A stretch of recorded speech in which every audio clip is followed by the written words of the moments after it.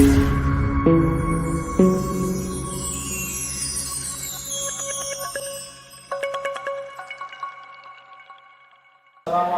warahmatullahi wabarakatuh. Perkenalkan, nama saya Jumadi dari SD Islam Cendekia Muda sebagai mahasiswa kajian transformasi dari LPTK UIN Sunan Gunung Jati. Kali ini saya akan mengajarkan materi tentang iman kepada qadar dan qadar di kelas 6 dengan model pembelajaran PBL, Problem Based Learning. Enjoy. Bismillahirrahmanirrahim. Assalamualaikum warahmatullahi wabarakatuh. Waalaikumsalam warahmatullahi wabarakatuh. Bagaimana kabarnya oksigen? Oksigen beriman, amanah, tanggung jawab, kuat, enjoy. Alhamdulillah ya. Baik anak-anak ya, mudah-mudahan kalian enjoy, kuat ya. Kita akan mempelajari hari ini ya tentang materi iman kepada dan qadar. Namun sebelumnya kita akan berdoa dulu yang akan dipimpin oleh Prabu. Silakan Prabu. Are you ready? Yes, I am ready. Before we study, let's pray. A'udzubillahi minasyaitonirrajim. Bismillahirrahmanirrahim. Raditu billahi rabba wa bil islami dina wa bi Muhammadin nabiyya wa rasula. Rabbi zidni ilman warzuqni fahma. Aku ridho wa tawakkul sama kamu Nabi Muhammad yang diutusan Allah. Ya Allah, kita tulai kebaikan di sini. Amin. Baik anak-anak yang soleh dan solehah, sebelum belajar dimulai kita absen dulu ya. Yang pertama Afifah Nazifah hadir, Ali Akbar hadir juga, Ahmad Kanaka hadir. Siapa yang tidak hadir hari ini? Rashid. Oke ya. Kenapa Rashid? Sakit. Baik, kita sama-sama doakan ya, mudah-mudahan di pertemuan yang akan datang bisa sehat kembali dan bergabung bersama kita semua untuk sama-sama belajar. Anak-anak yang soleh dan solehah ya, materi kita tentang iman kepada qadar dan qadar ya. Untuk apa kita belajar iman kepada qadar dan qadar ya?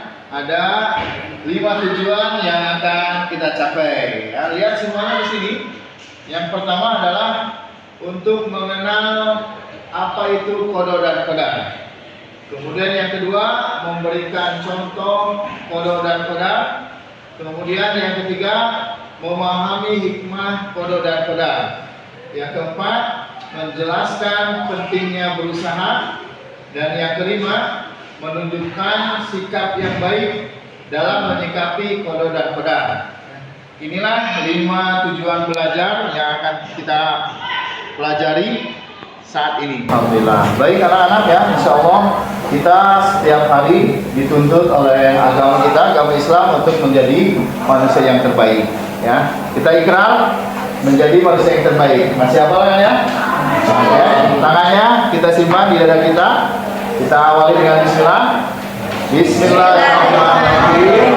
Hidup adalah pilihan manusia yang memilih. Allah meminta pertanggungjawaban atas pilihan-pilihan hidup kita. Maka inilah pilihan yang terbaik. Amin. Jadi kita berniat ya bahwa hidup kita hanya hari ini saja. Hari kemarin tidak bisa kita ulang lagi. Hari besok juga belum tentu kita masih hidup ya. Maka hari ini adalah kesempatan kita untuk melakukan amal-amal yang terbaik ya. Baik anak-anak, masih ingat pelajaran pekan kemarin ya tentang iman kepada hari kiamat ya. Siapa yang masih ingat, siapakah yang tahu kapan akan terjadinya hari kiamat? Pasti. Allah ya. Baik, apa yang dimaksud dengan hari kiamat? Akbar. Hari kiamat adalah hari penghancurannya alam semesta. Oke. Satu lagi, apa yang harus kita persiapkan ketika kiamat, yakin bahwa kiamat akan tiba? Acungan tangan. Rafa. Dengan cara membekali kebaikan, pahala. Mengumpulkan atau beramal yang terbaik. Oke, betul ya. Baik anak-anak ya, sekarang hari ini kita akan lanjut ke materi tentang iman kepada qada dan qadar ya. Nah, kita awali dengan materi ini ya, sebuah judul yang sangat indah ya, bahwa takdir Allah itu selalu baik ya. Siapa yang masih ingat lagu ini anak-anak? Lagu apa? Ya, lagu dari Ustadz Dedi Sulaiman ya. Kita dengarkan sebentar ya.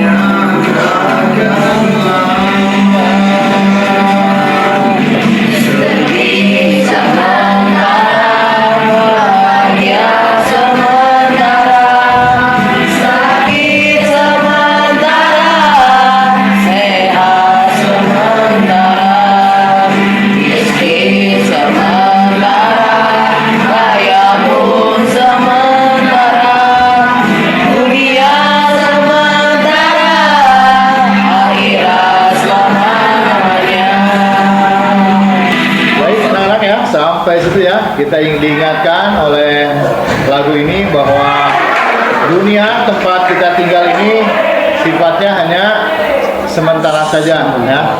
Di dunia ini kita ada ujian ya. Kita diuji, kadang-kadang ada takdir yang baik, kadang juga ada takdir yang buruk ya. Semua itu adalah Allah yang telah menetapkan ya. Maka kita lihat secara gampangnya ini ya, bahwa takdir Allah itu ada ya ini ya. Nah, bahwa yang dimaksud takdir itu adalah Allah mempunyai rencana. Jadi ketetapan yang telah ditetapkan oleh Allah. Itulah yang disebut dengan takdir. Semua kalian sudah Allah catat takdirnya masing-masing. Itu namanya qada ya. Sedangkan qadar adalah rencana Allah yang telah terjadi. Itu bedanya ya secara bahasanya tadi, bahwa qada itu adalah ketetapan yang telah ditetapkan oleh Allah ya. Semua takdir manusia, semua takdir makhluk hidup sudah Allah tuliskan, namanya qada. Sedangkan qadar adalah rencana Allah yang telah terjadi ya. Jadi kita punya rencana ya, Allah juga punya rencana, dan yang pasti akan terjadi adalah rencananya siapa? Nah, anak-anak, ini ada dua macam takdir ya. Ada yang bisa diubah dan ada yang tidak bisa diubah. Yang tidak bisa diubah namanya takdir mubrom ya. Seperti apa? Seperti jenis kelamin ya. Yang perempuan disyukuri ya, nggak bisa jadi laki-laki. Yang laki-laki juga nggak bisa jadi perempuan. Apalagi yang tidak bisa diubah, kematian ya. Kemudian apalagi, siapa yang bisa memberikan contoh takdir yang tidak bisa diubah lagi? Warna kulit ya, itu juga nggak bisa diubah ya. Makanya di dunia kan ada yang berkulit putih, ada yang berkulit hitam, ada yang berkulit, kalau di Indonesia rata-rata apa warna kulitnya anak-anak? Sawo matang ya, itu nggak bisa diubah ya. Kemudian yang kedua ada namanya takdir mu'alaq, yaitu takdir yang masih bisa diubah dengan usaha dan doa. Contohnya apa? Rasa malas, yaitu bisa diubah dengan menjadi rajin. Nah kemudian, nah ini ya tadi ya, bahwa Allah punya rencana dan kita pun punya rencana. Kalau misalkan rencana Allah itu sesuai dengan apa yang kita rencanakan, maka kata kuncinya adalah bersyukur ya. Alhamdulillah, ternyata Allah memberikan yang terbaik. Tetapi kalau rencana Allah ternyata belum sesuai dengan apa yang kita inginkan, maka kuncinya apa? Bersabar ya. Jadi antara syukur dan sabar ini terus-terusan ya. Pokoknya kuncinya kalau bahagia kita bersyukur, kalau ditimpa dengan musibah atau ujian kita bersabar ya. Nah, baik anak-anak ya, kita akan coba berdiskusi. Nah, ini ada studi kasus. Kira-kira bagaimana nanti kalian akan memutuskan kira-kira seperti apa sikap seorang muslim ketika menghadapi takdir yang ada dalam LKPD ini ya, dalam worksheet ini. Baik, Bapak bagikan ya untuk kelompok 1, kemudian kelompok 2. Nah, kelompok 2 ini ya. Kelompok 3. Prabu ya, bentar Prabu ya. Kelompok 3. Dan kelompok 4, Z. Nah, ini aja ya, yang 5 ini. Oke, silakan. Bapak kasih waktu sekitar 10 menit. Ya, silakan kalian diskusikan. Kira-kira apa yang harus kalian lakukan ketika ada sikap atau ada kasus yang seperti dalam LKPD itu. Oke, gimana kelompok 1 sudah?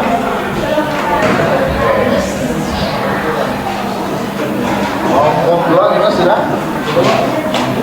Diskusikan kira-kira seperti apa? Ziva, boleh geser ke sini Ziva. Boleh geser sedikit. Terima kasih Ziva. Kelompok 3 gimana sudah dapat? Seperti apa? Saya diskusikan ya. Kelompok 4 apa ini kasihkan? Ingat nanti ya. Baik anak-anak ya. Kita akan maju ke depan, ketua kelompoknya. Kelompok 1 akan diwakili oleh siapa? Ziva. Kelompok 1 ya, Ziva boleh. Ziva ke depan sini Ziva. Nah, hasil dari diskusi kelompoknya ya. Silakan Ziva. Baca soalnya juga, Pak. Iya, soal dan jawabannya. Soalnya, Afifah sedang sakit, tetapi dia tidak mau berobat ke dokter karena dia yakin Allah akan menyembuhkannya. Kesimpulannya, Afifah harus tetap berusaha dulu datang ke dokter untuk berobat dan untuk mengetahui kondisi sakitnya. Setelah itu, Afifah juga harus tetap bersemangat agar dan yakin bahwa Allah akan menyembuhkannya. Terima kasih, tepuk tangan buat kelompok 1. Ya. Baik, kelompok 2 oleh siapa? Oh, Ali. Sini Ali. Nah, siapa boleh sebelah sini. Dibacakan kasusnya dan hasil jawaban diskusinya. Sebelah sini. Muhammad adalah teman kelasku yang rajin belajar, selalu mendapatkan nilai bagus dan selalu menjaga sholat tepat waktu. Karena prestasinya, Muhammad mendapatkan beasiswa untuk melanjutkan sekolah ke jenjang yang lebih tinggi. Sementara itu, teman-teman lain tidak mendapatkan beasiswa tersebut. Apa hasil diskusinya? Dibacakan. Pentingnya berusaha dan selalu dekat dengan Allah. Allah memberikan rezeki kepada siapa yang dikehendakinya. Muhammad telah berusaha yang terbaik, rajin belajar dan salat tepat waktu sehingga Allah pun memberikan rezeki mendapatkan beasiswa untuk Muhammad. Jadi intinya kita harus bersyukur ketika mendapatkan kebahagiaan. Oke, kita kasih plus buat kelompok 2 ya. Kelompok 3 oleh Prabu. Ini ke depan Prabu. Silahkan dibacakan dulu kasusnya seperti apa. Kasusnya tiba-tiba terjadi kebakaran di salah satu rumah tetangga kalian. Banyak barang yang hangus dan sebuah tetangga kehilangan tempat tinggal sementara. Dan kebakaran ya. Jadi segala sesuatu terjadi atas izin Allah. Bisa jadi ujian atau peringatan. Pasti ada hikmah terbaik di balik peristiwa kebakaran tersebut. Hikmahnya yang bisa kita ambil dari kejadian jadi ini kita harus berhati-hati, saling membantu, bersama dan bersabar, bersemangat untuk bangkit lagi. Oke, terima kasih Prabu. Kita tepuk tangan buat kelompok 3. Ya. Dan terakhir dari kelompok 4 oleh Z. Ini Z. Tentang apa ini kasusnya Z? Kucing. Kucingnya kenapa? Dibacakan oleh Z. Kamu memiliki seekor kucing peliharaan yang sangat kamu sayangi. Sudah beberapa tahun ia menjadi bagian dari keluarga. Suatu hari, kucingmu hilang dan sudah dia mencari kemana-mana. Dia tidak ditemukan. Kamu dan keluargamu merasa sangat sedih. Gimana hasil diskusinya? Dari hasil diskusi kita harus menerima takdir dan tetap bersabar, mengenal Anda bersama kucingnya, berdoa agar kucing yang baik-baik saja. Semua yang kita miliki adalah pentingnya menyayangi makhluk hidup. Oke, terima kasih Z dari kelompok 4 ya. Baik anak-anak, sebelum berakhir ya, kita main game sebentar ya. Judulnya gamesnya tentang game sabar dan syukur ya. Kalau bersabar ya, kalau kalian mendapat kabar yang kurang baik, maka tepuknya 1 kali ya, kemudian tangannya ke dada sambil bilang sabar. Tapi kalau mendapatkan kebahagiaan, tepuknya 2 kali, kemudian bilang syukur, alhamdulillah. Oke, kita coba dari kelompok 2 ya. Jibril terjatuh karena menendang batu. Nah, tetap sabar ya. Pasti terjadi karena izin dari Allah. Kelompoknya Ziva ya. Ziva ketika ujian mendapatkan nilai yang terbaik. Ya, alhamdulillah, kabar baik ya, syukur alhamdulillah. Kelompok 3 ya. Prabu pulang sekolah diberikan uang jajan oleh orang tuanya. Kabar baik, syukur alhamdulillah. Kelompok terakhir ya, kelompok Z mendapatkan juara pertama lomba baca puisi. Syukur alhamdulillah. Oke, syukur alhamdulillah. Jadi intinya anak-anak ya, dari materi Qada dan Qadar ini, bahwa kita yakin semua yang terjadi atas izin dari Allah Subhanahu wa taala. Pasti semuanya yang terbaik ya. Tetapi 2 kata kuncinya yaitu tentang sabar dan syukur ya. Jadi ketika mendapatkan kabar baik, kita bersyukur. Kemudian ketika mendapatkan kabar yang tidak baik, kita bersabar. Ini dia kesimpulannya ya. Maka kita berusaha ya, jangan hidup berdasarkan keinginan hawa nafsu, tapi hidup adalah untuk memilih yang terbaik. Dan coba kita ikrarkan lagi menjadi manusia yang terbaik ya. Bismillah. Tangannya di dada. Bismillahirrahmanirrahim. Hidup adalah manusia yang memilih. Allah hanya meminta pertanggungjawaban atas pilihan-pilihan hidup kita. Maka pilihlah pilihan-pilihan yang terbaik. Amin. Jadi kita sama-sama ya berniat ya bahwa segala sesuatu telah Allah tetapkan, tapi kita berniat ingin menjadi manusia yang terbaik, ingin selalu melakukan semuanya yang terbaik ya, belajar yang terbaik, sholat yang terbaik, apalagi sih Pak, ketika ada perlombaan kita berlomba yang terbaik dan sebagainya ya. Mudah-mudahan Allah Subhanahu wa taala ya mencatat semua amal kebaikan yang terbaik ya. Jangan biasa-biasa saja ya, tetapi amalnya lakukan dengan amal yang terbaik. Ya, itu saja ya materi tentang iman kepada Qada dan Qadar. Insya Allah nanti pekan depan kita akan lanjutkan ya dengan materi tentang Sirah Nabawiyah. Kita akan membahas lagi bagaimana kehidupan Nabi Muhammad sebelum jadi Nabi, kemudian setelah jadi Nabi ya, ketika di Mekah dan di Madinah ya. Itu saja yang bisa disampaikan ya. Kita sama-sama akhiri dengan ucapan hamdalah. Alhamdulillahirabbil alamin. Subhanakallahumma